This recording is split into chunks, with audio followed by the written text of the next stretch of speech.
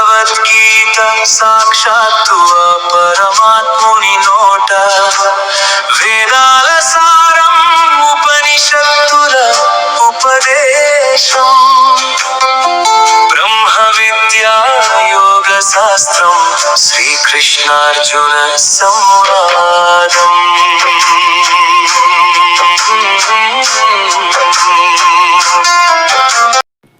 శ్రీమద్ భగవద్గీత 7వ అధ్యాయము జ్ఞాన విజ్ఞాన యోగము 15వ శ్లోకము. నమాం దుష్కృతినో మూఢా ప్రపద్యంతే నరాధమాః మాయయా ప్రహృత జ్ఞాన ఆసురం భావమాశ్రితాః.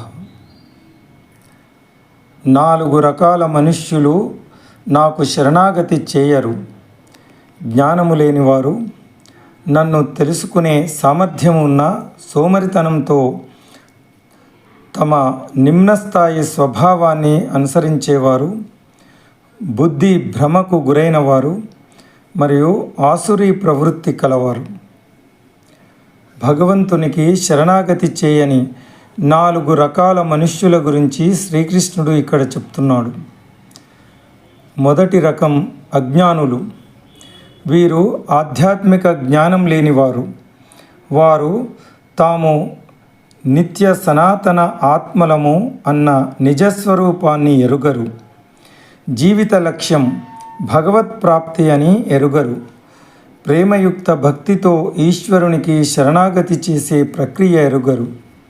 జ్ఞానం లేకపోవడమే వారిని శరణాగతి చేయనివ్వదు. ఇక రెండవ రకం సోమరితనంతో తమ నీచస్థాయి స్వభావాన్నే అనుసరించేవారు. వీరు సాధారణంగా ఆధ్యాత్మిక జ్ఞానం కలిగి ఉంటారు మరియు ఏమి చెయ్యాలో వారికి తెలుసు, కానీ వారు నిమ్నస్థాయి జడత్వంచే శరణాగతి చేయడానికి తగినంత పరిశ్రమ చెయ్యరు.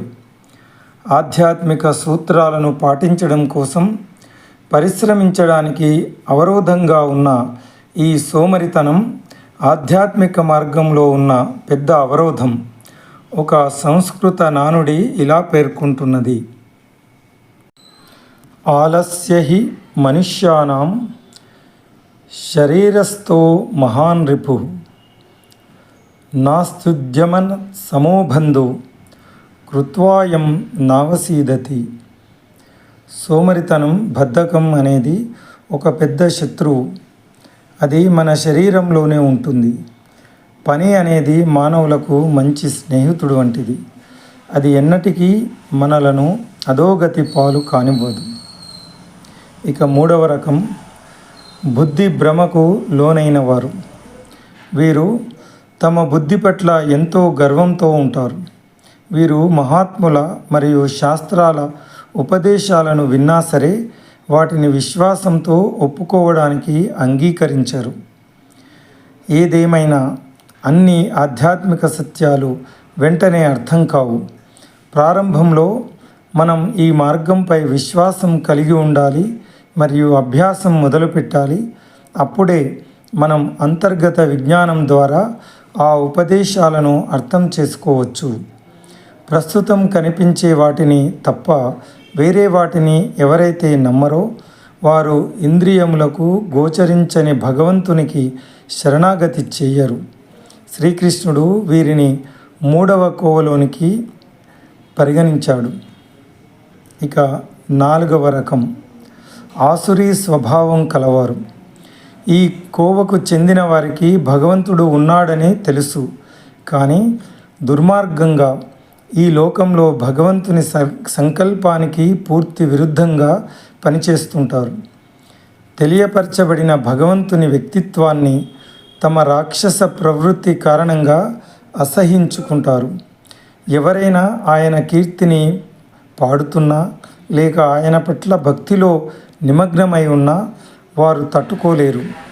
స్పష్టంగానే ఇలాంటి వారు భగవంతునికి శరణాగతి చేయరు అని తెలియజేస్తున్నారు పరమాత్మ.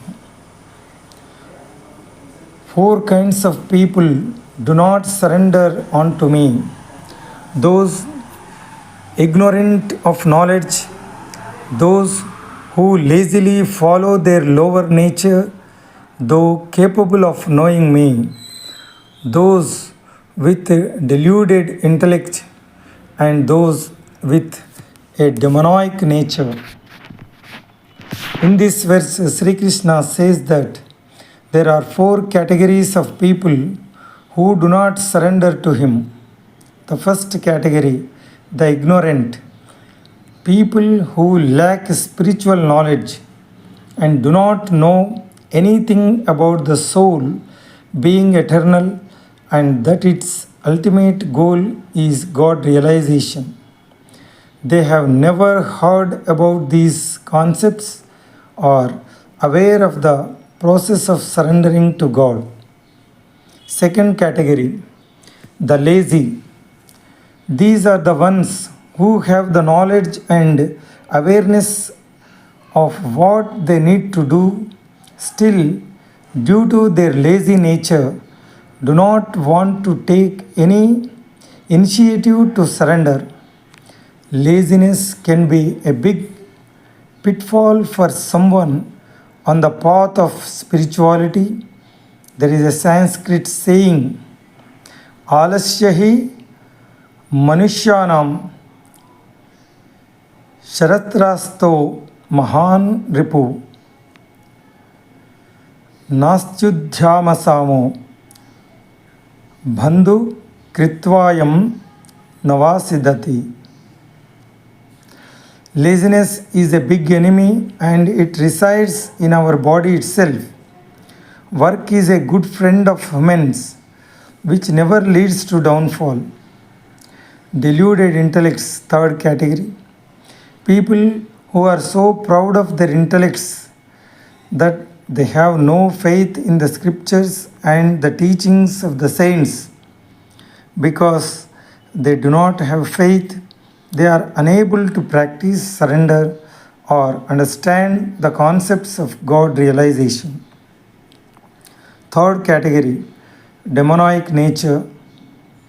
These are the people who are aware of God and His purpose for the world but still work against Him. It is because of their demonic nature. They do not like God and His glories. They themselves are far from devotion and try to disturb others who are on the path of spirituality. Surrender to God is not at all expected from them. Om Tat Sat.